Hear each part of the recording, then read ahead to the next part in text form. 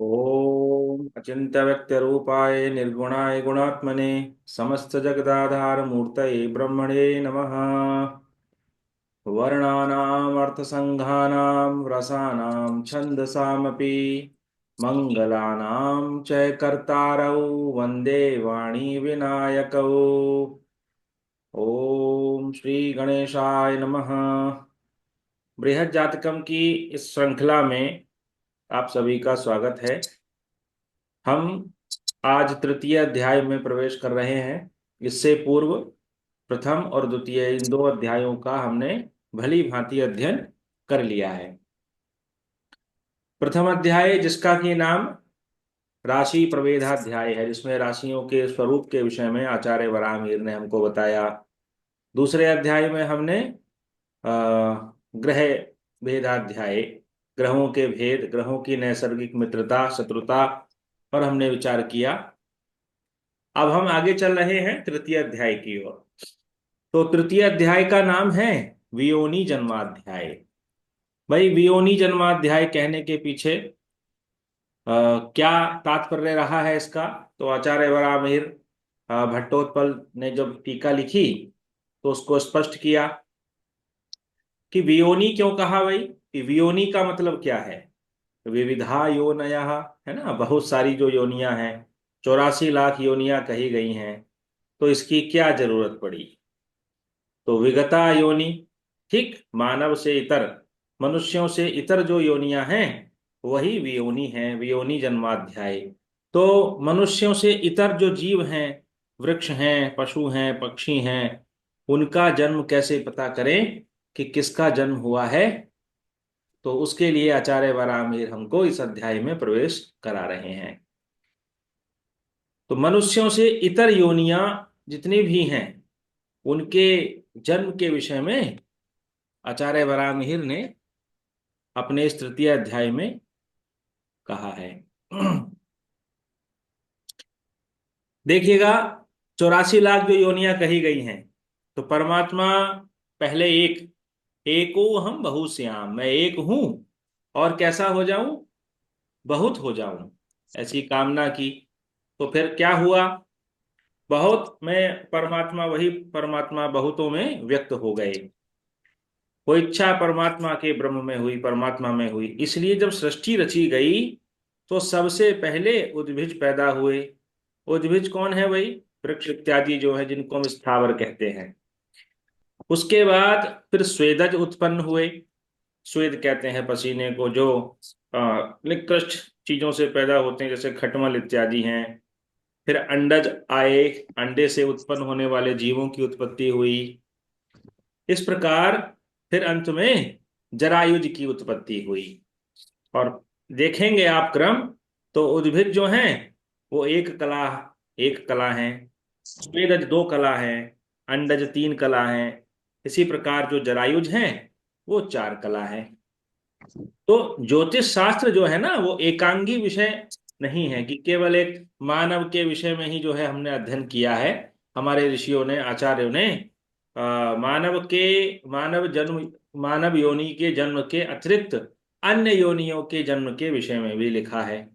तो जैसे किसी की कुंडली अगर है हमारे पास और वो संदिग्ध है, तो समय विशेष में उसको अंतर करके हम ये बड़ी आसानी से पता कर सकते हैं कि जो जीव पैदा हुआ है, जिस शरीर में जो उत्पत्ति हुई है, वह मनुष्य की है अथवा किसी अन्य की है।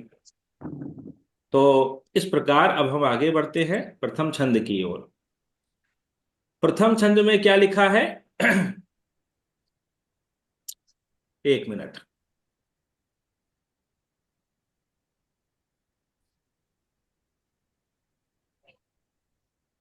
तो ये प्रथम छंद है आपके सामने, आपको स्क्रीन दिखाई दे रही है सभी लोगों को?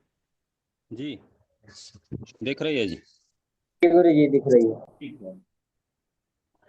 तो वसंत तिल का छंद में आचार्य वराहमिहिर कह रहे हैं कि क्रूरगृहैः सुबलिभिर्विबलैश्च सौम्यैः क्लीबे चतुष्टय गते तदवेक्षणाद्वा चन्द्रोपगत्विरसभाग समान रूपम् सत्वं वदेत्यधि भवेत् वियोनिसंज्ञा उक्ता वसंत तिलका तभजा जगौगा क्रूर गृहई।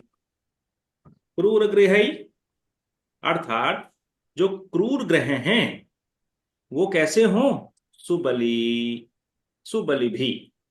बलवान क्रूर ग्रहों के द्वारा लग्न को देखा जा रहा हो, क्रूर ग्रह बलवान हो। और विबलैश्च सौम्यई, सौम्यई अर्थात जो शोभन ग्रह हैं, जो शुभ ग्रह हैं, वो कैसे हो? विबलई, वो बल से विगत हो गए हों, बल निकल गया हो, बल से रहित हो गए हों, अर्थात बलहीन हो गए हों। तो कहा कि जितने भी पाप ग्रह हैं वो जिस समय उस जीव का जन्म हुआ, प्रश्न कुंडली में अथवा जन्म कुंडली में कोई प्रश्न पूछ रहा है, प्रश्न लेकर के आया कि भाई इस समय कोई जातक पैदा हुआ है, कोई जीव हुआ है उत्पन्न, बताइए वो मनुष्य है अथवा मनुष्येतर योनि का पैदा हुआ है। तो क्या देखेंगे हम? यदि जन्म कुंडली है, उसकी जन्म समय है, अथवा प्रश्न पूछकर, अगर वो प्रश्न ही पूछ रहा है कि अभी अभी कोई हुआ है, बताइए भाई। तो जितने भी पाप ग्रह हैं वो बली हो, बलवान हो, और जितने भी शुभ ग्रह हैं वो कैसे हो? निर्बल हो जाए हो। और क्लीवे चतुष्टय गते, क्लीव ग्रह जो कहे गए, नपुंसक ग्रह जो कहे गए, यानी कि बुध और शनि। इसमें लिखा भट्टोत्पल ने अपनी टीका में क्या कि चंद्रोपगत द्विरस भाग समान रूपमति। ठीक है, कि जो क्रूर ग्रह हैं वो जन्म लग्न पर अपना प्रभाव रख रहे हो, और शुभ ग्रह जो है वो उनका प्रभाव ना हो, वो बलहीन हो गए हो। ग्रह बलहीन तब होते हैं, ग्रह बलहीन तब होते हैं जब वो अपनी राशि में ना हो, है ना, उच्च के ना हो, मूल त्रिकोण में ना हो, वह वृद्धावस्था इत्यादि अवस्थाओं में बैठे हों, शत्रु के घर में बैठे हों, शत्रु राशियों में बैठे हों, तो ऐसे शुभ ग्रह बलहीन हो जाते हैं। और ग्रह बलवान कब होते हैं? जब वो अपनी स्वय राशि, उच्च राशि, मूल त्रिकोण इत्यादि मित्र राशि में बैठे हों, तो वह बलवान होते हैं। तो बलवान ग्रह लग्न को देख रहे हो, ध्यान से समझिएगा आप इस बात को, कि क्रूर ग्रह जो है, जैसे मंगल है, शनि है, ये कैसे हो? बलवान हो। और क्लीवे चतुष्टय गते, चतुष्टय नाम किसका है भाई? पूर्व में आचार्य वरामीर हमको बता चुके हैं। जो केंद्र संज्ञाएं हैं, 1 4 7 10, है ना, इन चारों की चतुष्टय संज्ञा भी है। कंटक केंद्र चतुष्टय संज्ञा आपने छंद भी पढ़ा होगा पूर्व में। तो उनमें क्या बैठे हो? क्लीवे, क्लीव ग्रह बैठे हो, नपुंसक ग्रह बैठे हो, बुध और शनि बैठे हो केंद्र स्थानों में। तदवेक्षणाद्वा, तदवेक्षणाद्वा अथवा वो देखे जा रहे हो, ठीक है, शनि और बुध के द्वारा। तो चंद्रोपगत भाग समान रूपम, और चंद्रमा उपगतः माने चला गया हो, कहाँ चला गया हो? द्विरस भाग समान रूपम। देखिए द्वादशांश को कितने सुंदर शब्दों में अलंकृत शैली में व्यक्त किया। द्विरस, भाई रस नाम क्या है? रस किसको कहते हैं? आयुर्वेद में हाँ, रस के विषय में बताया गया है कि रसनार्थो रसस्तस्य द्रव्यमापः क्षितिस्तथा निर्वृत्तो च विशेषे च प्रत्ययाः खादयस्त्रियः। यानी रसनेन्द्रिय जो है हमारी, उसी से रस के, रस का गुण उत्पन्न हुआ। रसनेन्द्रियों से जो गुण मिलता है हमको, वही रस है। और द्रव्यम आपह क्षितिज तथा, आप कहते हैं जल को, आपह जल, और क्षति कहते हैं पृथ्वी को। तो इस रस की उत्पत्ति में जो आधार है, जो कारण है, वो क्या है? वो पृथ्वी है और जल है। इस रस का भेद करने में ही आकाश और अग्नि और वायु, ये तीनों निमित्त कारण होते हैं। निर्वृत्तो च विशेषे च प्रत्ययाः खादयस्त्रयः, जो तीन बच गए, पृथ्वी और जल के अतिरिक्त जो तीन तत्व बचे, कौन कौन बचे? आकाश, वायु और अग्नि। ये तीनों निमित्त कारण होते हैं। मैं रस शब्द की ओर ले आ रहा हूं आपको, यानी मूल रूप में जो रस है वो जल और पृथ्वी है, लेकिन उस रस के जो भेद पैदा हो रहे हैं अब वो बता रहे हैं। कहाँ का प्रसंग है ये? चरक संहिता का प्रसंग है। मतलब वास्तव में जो जल की उत्पत्ति है, उस जल की उत्पत्ति का जो स्थान है वो केवल जल है और पृथ्वी इसका आधार है। तो चूंकि द्रव्य जो है वो एक दूसरे में मिल जाते हैं, है ना, तो जल और पृथ्वी, आकाश और वायु और अग्नि का भी अंश जो है इसमें मिल जाता है। आगे लिखते हैं, चरक संहिता में लिखा गया आगे कि तेषाम एक गुणम पूर्वम गुण वृद्धि परे परे पूर्व पूर्वो गुणश्चैव क्रमशो गुणीषु स्मृतः। यानी उन एक एक गुण की जब वृद्धि हो जाती है, एक एक रस के भी छह भेद हो जाते हैं। जैसे पृथ्वी और जल की अधिकता से मधुर रस बन जाता है, ऐसे ही पृथ्वी और अग्नि की अधिकता हो तो अम्ल रस बन जाता है, अम्लीय रस, खट्टा रस। ऐसे जल और अग्नि की अधिकता हो जाए तो लवण रस बन जाता है। वायु और अग्नि की अधिकता हो तो कटु रस बन जाता है। वायु और आकाश की अधिकता हो तो तिक्त रस बन जाता है, तीखा रस। और इसी प्रकार जब वायु और पृथ्वी की अधिकता हो जाए व्यास जी, तो कषाय रस बन जाता है, कसैला रस बन जाता है। यानी वास्तव में जो रस के पीछे का जो आधार है वो यही पंच महाभूत हैं। फिर आगे लिखा कि स्वादुर अम्लोथ लवण कटुकस्तिक्त एव च कषायश्चेति षट्कोयम रसानाम संग्रह सभ्रता। रसों का जो संग्रह है वो क्या है? स्वादु यानी मधुर मीठा रस, अम्ल, अम्ल कहते हैं खट्टा रस, लवण नमकीन रस, कटुक कड़वा रस, तिक्त तीखा रस, और कषाय कहते हैं कसैला।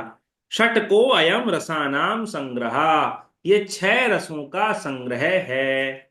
अब देखिए, अब ये जो इसमें रस शब्द आया है ना, चंद्रोपगत भाग समान रूपम, तो रस का मतलब यहां पर छह है। आयुर्वेद में जो छह रस कहे गए हैं उस रस शब्द से छह का बोध करते हैं। अब दुई लग गया आगे, दुई का मतलब दो हो गया, दुगना कर दीजिए तो छह का दुगना कितना होता है? 12। तो 12 भाग वाला जो पार्ट है वो क्या है? चंद्रमा का द्वादशांश। माने चंद्रमा का स्पष्ट आपके पास हो, उससे आप देखिए कि चंद्रमा जो है वो कौन से द्वादशांश में चले गए हैं। जैसे मेष के द्वादशांश में बैठे हैं, आपने द्वादशांश की गणना सीख ली है, पूर्व में आचार्य वराहमिहिर हमको प्रथम अध्याय में बता चुके हैं। तो चंद्रमा के द्वादशांश में स्थिति को देख करके सत्वम वदेत यदि भवेत वियोनि संज्ञा, आपको जान लेना चाहिए कि वो जो है वियोनि संज्ञा है, यानी वो मनुष्य से इतर योनि में पैदा हुआ है। कहने का तात्पर्य इसका क्या है कि क्रूर ग्रह का बलवान होना ही क्यों कहा गया? क्योंकि क्रूर ग्रह जो हैं, भाई पशुओं में जो मनुष्य से इतर योनियां हैं उनमें क्रूरता अधिक होती है। इसलिए पीछे आधार ये रहा कि जब क्रूर ग्रह बलवान होंगे और सौम्य ग्रह जो है वो कमजोर होंगे तो फिर पशु पशु का जन्म होगा, है ना। तो ज्योतिष में अब यही इसकी पुष्टि आचार्य जो है कल्याण वर्मा भी करते हैं। आपको मैं इसका प्रसंग भी बताऊंगा, अभी पहले इसको समझ लेते हैं। जैसे द्वादशांश क्या है भाई, जो नए लोग हैं वो नहीं जानते होंगे। राशि द्वादशतमः भागः द्वादशांशः, राशि का जो द्वादश भाग होता है, 12वां भाग होता है, उसी को द्वादशांश कहते हैं। तो एक द्वादशांश से मानम किम, ढाई, दो, दो तीसरा। हाँ, त्रिंशत कला, तो ढाई अंश का एक भाग हो गया। तो एक राशौ द्वादश द्वादशांशा भवन्ति। जैसे कोई भी राशि ले लीजिए, एक राशि का मान 30 अंश होता है, तो एक राशि में जो पहले ढाई अंश होंगे वो पहला द्वादशांश। ठीक है, आप 30 को 12 से भाग करेंगे तो एक भाग आपको 2 अंश 30 कला का मिल जाएगा। तो पहला भाग, पहला द्वादशांश 2.5 अंश तक रहेगा। अब दूसरा द्वादशांश जो रहेगा वो 2.5 से 5 तक रहेगा। तीसरा 5 से 7.5 रहेगा। फिर 7.5 से 10 तक रहेगा। ऐसे 2.5 2.5 2.5 आप जोड़ते चले जाइएगा। और इसकी गणना कैसे करते हैं? चंद्रमा का स्पष्ट देख करके। जैसे अगर चंद्रमा मेष राशि में 2.5 अंश पर है तो हम कहेंगे कि वो मेष राशि के पहले द्वादशांश में है। कोई ग्रह चंद्रमा 2.5 से 5 के अंश के बीच में है तो हम कहेंगे वह दूसरे द्वादशांश में है, यानी कि वृषभ के द्वादशांश में है। तो ये द्वादशांश की गणना करके ही आपको वियोनी कहनी है। जैसे चंद्रमा अगर पहले 2.5 अंशों में है तो इसका मतलब क्या हुआ कि वो मेष के द्वादशांश में है। मेष किसको कहते हैं? मेष कहते हैं मेढ़े को। इसका मतलब ये हुआ कि जन्म जो हुआ है वो किसी मेढ़े का हुआ है। ऐसे ही यदि चंद्रमा वृषभ के द्वादशांश में है, तब हम कहेंगे कि वृषभ, वृषभ का मतलब होता है बैल। जो बैल है, गाय है, इत्यादि जो योनियां हैं उनका जन्म हुआ है। इसी प्रकार यदि मिथुन का द्वादशांश है, मिथुन क्या, मिथुन राशि का क्या स्वरूप है? मिथुन राशि का स्वरूप क्या है, वही बताएं। आदमी और औरत का जोड़ा। हाँ, स्वभाव। पुरुष का जोड़ा। ठीक है, आदमी और औरत, स्त्री पुरुष भी कह दीजिए मिश्रा जी। हाँ तो जी सर। कोई बात नहीं। तो जो जोड़ा है वह तो पुरुषों का है ना, युगल है स्त्री और पुरुष का। तो वहां पर हम वियोनि जन्म नहीं कहेंगे यदि चंद्रमा मिथुन के द्वादशांश में होगा तो। फिर क्या होगा? फिर मनुष्य का जन्म कहेंगे। इसी प्रकार यदि कर्क के द्वादशांश में हुआ, तब आप क्या कहेंगे? कर्क कहते हैं कैंकड़े को। कैंकड़े की जैसी योनियों वाले जीव का जन्म है। ठीक है। और सिंह के द्वादशांश में है चंद्रमा, तो सिंह है, बाघ है, बिलार है, ये सब चीजें हैं।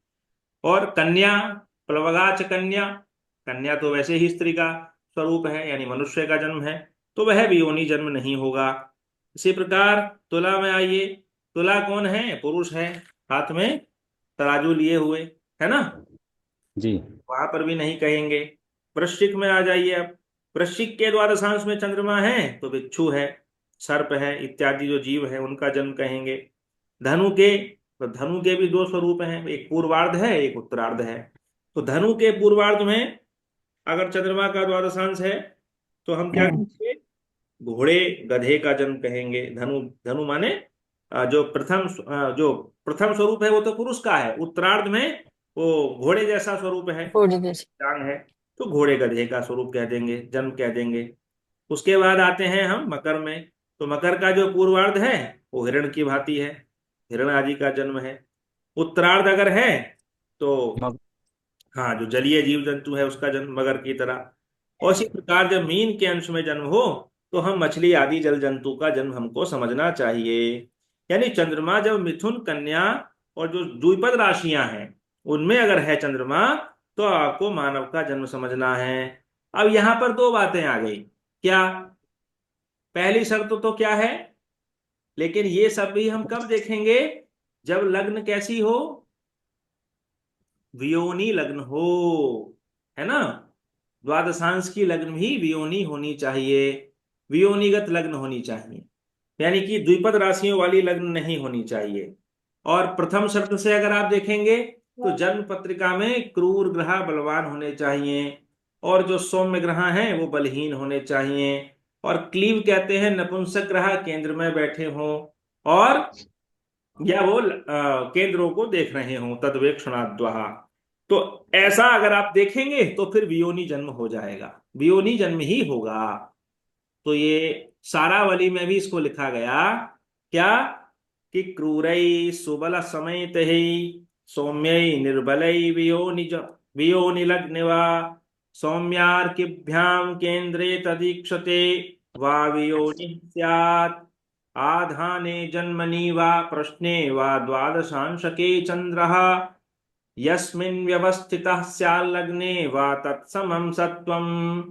कहा कि देखिए यही प्रसंग है, बिल्कुल कोई जरा सा इधर उधर का फर्क नहीं है। क्रूरई सुबल समेतई, क्रूर ग्रह जो है वो बलशाली हों, इकट्ठे हों, सब सारे पाप ग्रह इकट्ठे हों, बलशाली हों। और सौम्यई निर्बलई, और सौम्य ग्रह कैसे हों? निर्बल हों। और क्या हो? वियोनि लगने वा, जो लग्न कुंडली है वो वियोनी की हो, माने चतुष्पद राशियों वाली लग्न हो, द्विपद राशियों वाली लग्न ना हो। जैसे द्विपद राशियां कौन सी हैं? कन्या लग्न ना हो, है ना। इसी प्रकार तुला लग्न ना हो। ये जो द्विपद राशियां आपने पढ़ी हैं पूर्व अध्यायों में, वो सब ना हो। तो क्या होता है? आधाने जन्मनि वा प्रश्ने वा द्वादशांशके चंद्रहा। और कौन सी लग्न हो ये? या तो आधान लग्न हो, जिसमें जन्म हुआ, हो रहा था उसका गर्भाधान, अथवा जन्मनि जन्म लग्न हो, अथवा प्रश्ने प्रश्न लग्न में जो पूछ रहा है वह लग्न वियोनि की हो। और द्वादशांशके चंद्रहा, और चंद्रमा भी जिस द्वादशांश में बैठा है वो भी वियोनि का हो, अथवा तब यस्मिन व्यवस्थितः स्यात् लग्ने वा तत्समं सत्वम। तो जिस प्रकार की लग्न में वो स्थित होता है उसी प्रकार की योनि से संबंधित जीव का जन्म माना जाता है। तो ये वियोनि जन्माध्याय है भैया। हमारे यहाँ पर ऋषियों ने कितना गहरा चिंतन किया है, देखिए इसको समझने की जरूरत है कि केवल हम मनुष्य मनुष्य की योनि की बात नहीं कर रहे। माने पहले लोगों ने ग्रंथों को निचोड़ा, प्रैक्टिकल किया। भाई ज्योतिष तो रहस्योद्घाटन कर देता है, लेकिन शर्त केवल एक है कि आपको ग्रंथ का सार आपके मस्तिष्क में घुसा हुआ हो आपके, है ना। और अभी तो हो सकता है हमारे ग्रुप में कुछ लोग ऐसे भी हों जिनको अभी ग्रहों की नैसर्गिक मित्रता शत्रुता भी याद ना हो। तो ग्रंथ का सार आपके मस्तिष्क में हो। अब कोई आके किसी के पशु के जन्म के समय की कुंडली लेकर के आए तो फटाक से आप ये सार, ये छंद याद करके आप देख लें कि वियोनि जन्म है या नहीं, और आप बता दें। तो ये है, यह है ज्योतिष का चमत्कार। तो ऋषियों ने कितना चिंतन किया, गहरा चिंतन किया है ना। तो यहां पर किसी को अगर कोई आपकी शंका है किसी की इसमें, तो आप पूछ सकते हैं अभी पर। और चलिए अभी रुकिए, एक छंद और है उसको पढ़ लेते हैं, वैतालीय छंद है ये भी। पापा बलिनः स्वभागगा पारक्ये विबलाश्च शोभना लग्नं च वियोनिसंज्ञकं दृष्ट्वा वापि वियोनिमादिशेत्। पापा बलिनः स्वभागगा, पाप ग्रह जो है वो अपने भाग में अपने नवांश में बली हो, अपने नवांश में बैठे हो यहाँ पर। ठीक है, भट्टोत्पल ने इसको स्पष्ट लिख दिया कि प्राग युक्ता बलिनः, जितने भी सौम्य ग्रह हैं पाप ग्रह हैं वो पाप ग्रह कैसे हो, तो भागगा स्वनवांशस्थः, अपने नवांशों में स्थित हो। और पारक्य विबलाश्च शोभना, जो शोभन ग्रह हैं शुभ ग्रह हैं वो कैसे हो गए हो, विबलाहा, वो बलहीन हो गए हो, बल निकल गया हो उनका। और वो पारक्य, पारक मतलब दूसरे दूसरे के उसमें नवांश में जाकर के बैठे हो, अपने नवांश में ना बैठे हो, शत्रु के नवांश में बैठे हो, किसी दूसरे ग्रह के नवांश में जाकर के बैठे हो। और लग्नम च वियोनि संज्ञकम, और लग्न भी कैसी हो, वियोनि राशियों वाली हो। ठीक है, द्विपद राशियों वाली लग्न ना हो। तो दृष्टा अथवा देखी जा रही हो। वापी वियोनि मादिशेत, तो भी वियोनि जन्म होता है। यानी यहां पर वियोनि जन्म का एक दूसरी कैटेगरी आपको बता दी है। माने आप नवांश से भी इसको जान सकते हैं और आप द्वादशांश से भी व्यास जी इसको जान सकते हैं। द्वादशांश और नववांश दोनों का प्रयोग करके आप वियोनि के जन्म को समझ सकते हैं। अब आप पूछ लीजिए, आपकी कोई भी जिज्ञासा इन दो छंदों से संबंधित है तो। प्रथम शर्त है कि क्रूर ग्रह बलवान होने चाहिए। दूसरी शर्त है जो शुभ ग्रह हैं वो बलहीन होने चाहिए। अगर एक भी शुभ ग्रह बलवान हो गया तब यह योग खंडित होगा। मैं बार बार एक ही ओके। बात को कहता हूं, पानी हमेशा 100 डिग्री तापमान पर ही उबलता है। बॉइलिंग प्रोसेस कब होता है, जब 100 डिग्री टेम्परेचर हो जाए, है ना। 99 डिग्री के पानी को हम उबलता पानी नहीं कहेंगे, बॉइलिंग प्रोसेस नहीं होगा 99 जी। पर। 99 तो हो ही गया, 100 के तो करीब ही है, अब तो हो ही जाना चाहिए। लेकिन पानी के बॉइलिंग का प्रोसेस 100 डिग्री पर ही होगा। तो ये शर्त है योगों की कि क्रूर ग्रह बलवान होने चाहिए और शुभ ग्रह बलहीन होने चाहिए, और जो क्लीव ग्रह है, नपुंसक ग्रह है, वो केंद्र में होने चाहिए। ठीक है, फिर इसकी पुष्टि आप प्रश्न लग्न से भी करेंगे। उस समय जब वो प्रश्न लेकर के आए तो उस समय की जो लग्न हो वो कैसी हो, वियोनी लग्न हो। लग्न भी वियोनी की होनी चाहिए, और उस वियोनी की लग्न में भी चंद्रमा भी वियोनी के द्वादशांश में बैठे होने चाहिए। तब जाकर के ये शर्तें होंगी, तब आप निश्चित बिल्कुल संशय रहित होकर के ये कह सकते हैं कि जिसकी जन्म पत्रिका आप लेकर के आए हो वह व्यक्ति मानव से इतर योनि का है, मानवेतर योनि का है। और देखिए, अब इसमें जी। थोड़ा और अगर अनुसंधान किया जाए तो आजकल कुछ लोग ऐसे भी मिलेंगे आपको जिन्होंने जन्म तो मनुष्य की योनि में ले लिया है ना। यद्यपि इसका संबंध नहीं है इससे, लेकिन समझने के लिए दृष्टिकोण आपको दे रहा हूं मैं। कुछ व्यक्ति आपको जानवर जैसे भी मिलेंगे जिन्होंने अपने जीवन में पशुओं की भांति, जिनकी पशुओं की भांति क्रूरता जिनके अंदर होती है, बिल्कुल जानवर, जानवरपन आतंक। जिनके अंदर होता है ना। आतंकवादी को आप इस दृष्टिकोण से भी देख सकते हैं, छोटे छोटे बच्चों को मारने में रत्ती में भी संकोच नहीं करते। तो कहीं ना कहीं ये बिल्कुल ये तय है कि उनकी लग्न जो है वो वियोनी जन्म लग्न होगी, वो चंद्रमा भी वियोनी की राशियों में होगा, और जो क्लीव ग्रह है, नपुंसक ग्रह है, उनका जन्म भी केंद्रों से बन रहा होगा, है ना। यद्यपि ये विषय इसका नहीं है, आचार्य वराहमिहिर का कथन इसका स्पष्ट है, उनका कहना कि हम यहाँ पर जो बात कर रहे हैं वो मानव से इतर योनियों की कर रहे हैं, अलग शरीरों की बात कर रहे हैं। लेकिन एक अनुसंधान की दृष्टि से, एक थोड़ा सीखने की दृष्टि से आप इसको ऐसे भी देख सकते हैं कि जो ये शर्तें जिन मानव के शरीरों में, मानव की कुंडली में अगर आपको ये योग मिलते हैं, तो ऐसे लोग आपको निश्चित रूप से जानवरों की भांति, पशुओं की भांति क्रूरता को लिए हुए आपको मिल जाएंगे। ठीक है, ठीक है। तो आज के सत्र को हम यही रोकते हैं, कल को हम अगले छंद की ओर बढ़ेंगे। बहुत ही छोटा सा अध्याय है ये, लेकिन है बड़े काम का अध्याय। वैसे तो ऋषियों के एक एक शब्द में अपने आप में सार जो है वो समेटा है, और आयुर्वेद से जोड़ करके, आयुर्वेद के शब्दों का प्रयोग करके, जैसे यहाँ पर एक शब्द आपको सुनने को मिला ना, द्विरस। कितना ऋषि हमारे कितने मतलब अलंकार छंद रचना से परिपूर्ण थे। उन्होंने जो है अपने काव्य का प्रयोग कितने सुंदर तरीके से किया यहाँ पर, वो देखने लायक है सब चीजें ये। चलिए साहब, ठीक है, तो धन्यवाद आप सभी लोगों का। दो छंदों को याद करिए, कल को जब आप आए तो आपको ये दोनों छंद याद होने चाहिए। आगे हम पढ़ेंगे वास्तु, जैसे आपने वास्तु पुरुष पढ़ा है अभी कुछ दिन पहले, और वास्तु पुरुष पढ़ा है, काल पुरुष पढ़ा है, उसी प्रकार से आपको व्यास जी पशु पुरुष भी पढ़ने को मिलेगा, मतलब पशु शरीर भी पढ़ने को मिलेगा आपको, कि पशुओं के किस किस अंग में कौन कौन सी राशि होती है। जैसे कोई व्यक्ति आपसे ये भी आकर के कहेगा कि इस पशु का जन्म है, तो आप उस पशु के अंग में जो राशि पीड़ित होगी, क्रूर ग्रहों से पीड़ित होगी, है ना, तो उस अंग को आप हीन कहोगे। आप देखते हो ना कि बहुत सारे जानवर हैं, वो कुछ कुछ अंगों की अधिकता को लिए हुए होते हैं, कुछ अंग अधिक होते हैं उनके शरीर में, तो उसकी पुष्टि भी हम लोग यहाँ से कर लेते हैं। ये बड़े काम का अध्याय है देखा जाए तो बहुत कुछ है इसमें कहने के लिए, कल को कहेंगे आगे चल करके। हम आज हम यहीं पर रोक रहे हैं सत्र को। ठीक है, आपकी कोई जिज्ञासाएं नहीं है, बड़ी अच्छी बात है। ओम सर्वे भवन्तु सुखिनः, सर्वे सन्तु निरामया, सर्वे भद्राणि पश्यन्तु, मा कश्चित् दुःख भाग् भवेत्। ओम शांति शांति शांति। नमो नमः सर्वेभ्यो।